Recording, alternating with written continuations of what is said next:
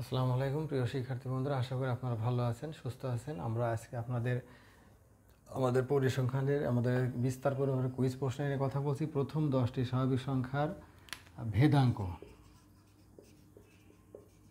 কত, এরকম যদি প্রশ্ন থাকে তাহলে কিভাবে করবেন? অথবা লেখা থাকতে পারে 1 2 3 আপ টু 10, হ্যাঁ, 10টি সংখ্যার ভেদাঙ্ক কত, এরকমও লেখা থাকতে পারে।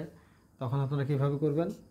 যে উই নো দ্যাট, মানে আমরা জানি যে, ঠিক আছে, প্রথম n স্বাভাবিক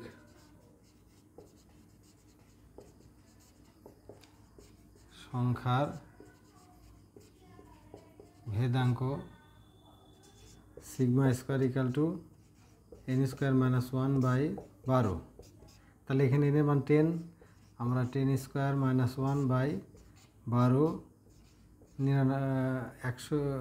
100 করি আগে।